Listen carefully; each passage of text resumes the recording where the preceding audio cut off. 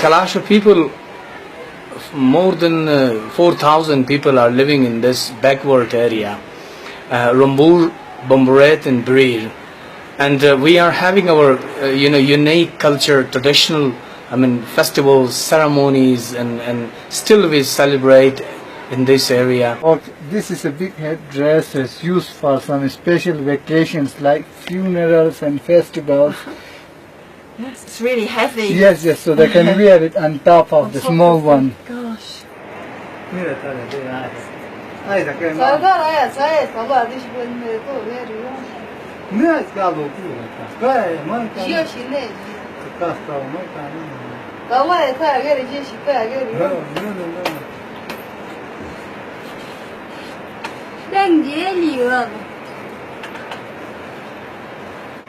And these days, flood destroyed our many, valuable things in this area, especially in Rambur and Birir, Bamburet. 3 valleys have been affected badly.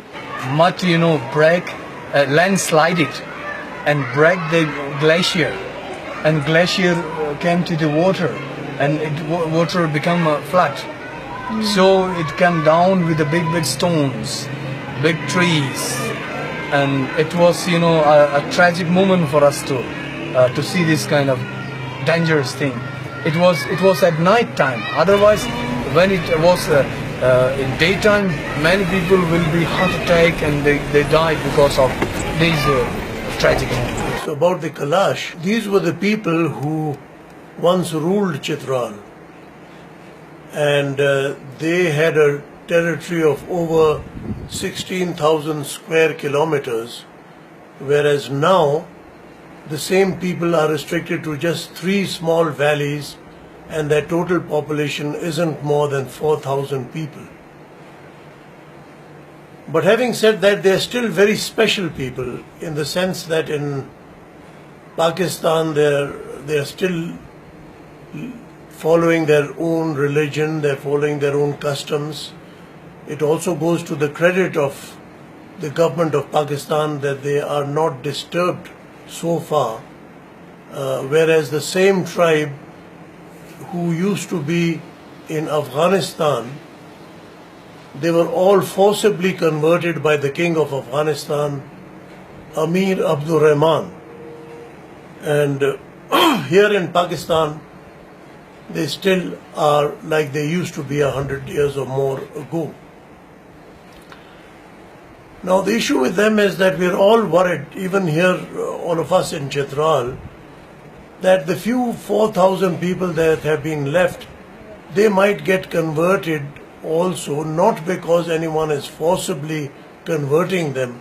There is, yes, a certain degree of missionaries who think that they take it upon themselves, both Christians and Muslims, to convert people who are not what they call followers of the book, because the Kalash, their religion is worshipping their ancestors, their religion is worshipping nature, and they don't follow a particular book. They don't have the Quran, they don't have the Bible.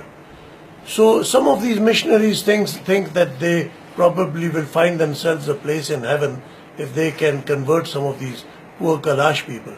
But that isn't as worrisome because there are only few.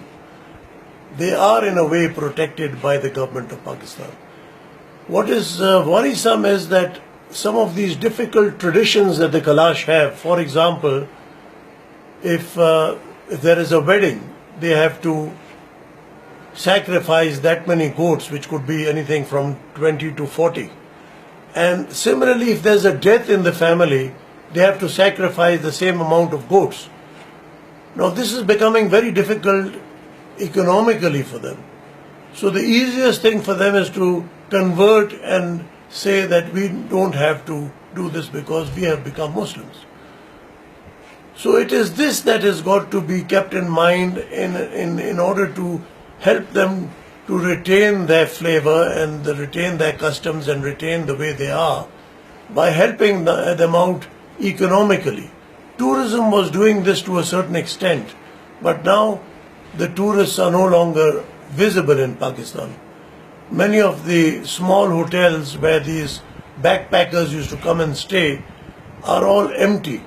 What would have still have what were there have been taken away by the recent floods. So these are all very difficult things, and and someone should take note of this.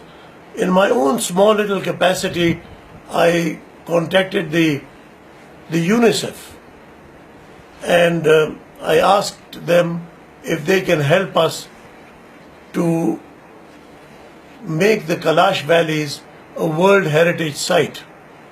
And if that happens, then new rules will have to be followed, and they will be protected a bit more than what they are protected now. So things like these should be thought about, and steps taken in that direction. Every year, last year we had the average of tourists were more than 5,000 and a half. And we had attended 5,600 tourists among 80 foreigners. And this year, because of the flood, we have only 3,000 tourists visited museum.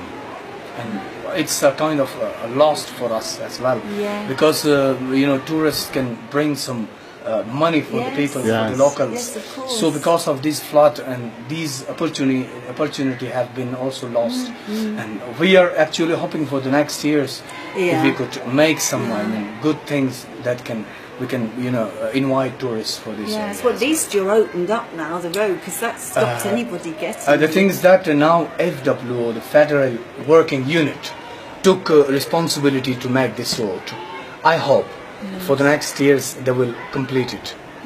For 2006 we will have a very good road, and we can put in the internet all these things that for the next year all the tourists should come and visit us. We hope so, yes, and special events to attract people back. Yeah. It was a very, very difficult track at that time when flood came, and many people were affected because the road, especially you saw downside there, it was broken, and it reached near the mountain. So now I hope they can cut the mountain and make a very good track for the next year. So, requested to the tourism departments to make offices near these valleys, to guide the tourists that which is the place to go there, which is the place to not go there. So it can help us to guide the people, and the people can also know about our culture. This is a unique culture, and if a person comes here and gets a guide from downside, and he actually does not understand anything. So it's a kind of he just go there, just came here and he learned nothing and went back.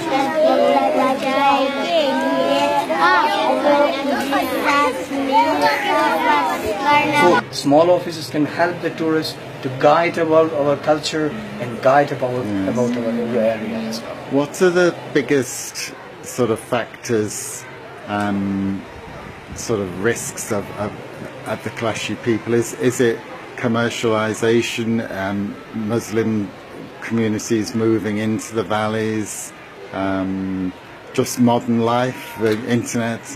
The thing is that these modern things can guide our people to get get interest of our culture. Nowadays, the educated students are very interested to participate over all the events. We think we are just thinking that we should have at least some separate schools which can help us to guide the students about our culture, about our traditions. We are building it. So in 2013, some landslide came and destroyed half of the school. Then this year in July, again some landslide has destroyed completely the school. So now the students are studying in the tents, and some of them studying in the temple called Jestakhan there. Oh, look at the chalk. Yes.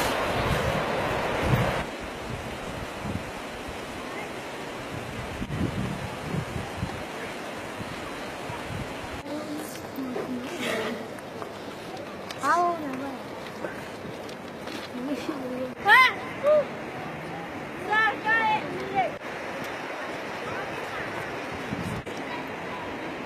I didn't know it was. Then later on, I just did some research.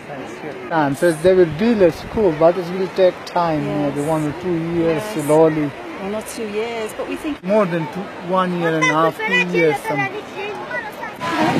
So this is the class for the English lesson. The alphabet they start from class first class up to class 5. So this is the student of class 4. This is the student of second class.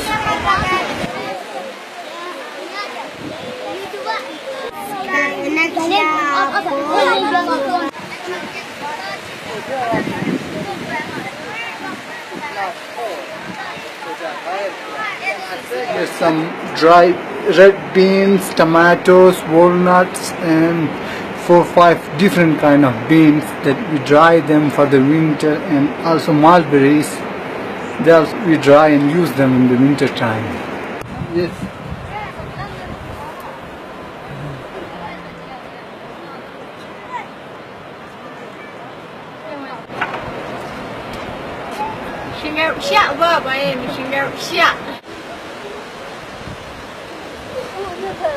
Would you like to take some walnut? Butter.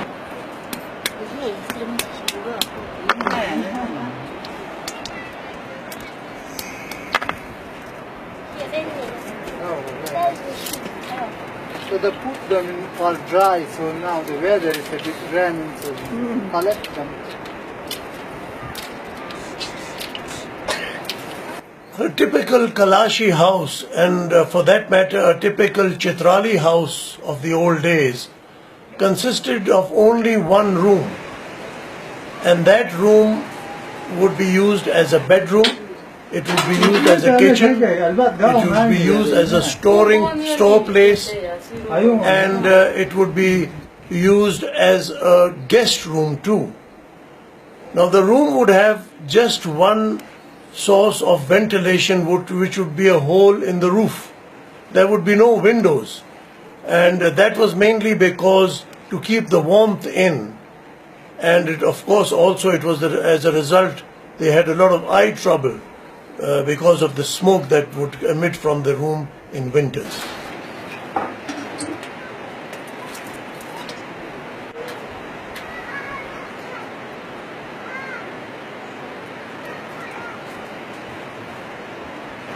If you feel like you can get someone serving here sometime in Korea. The headdress is also. yes, a beautiful.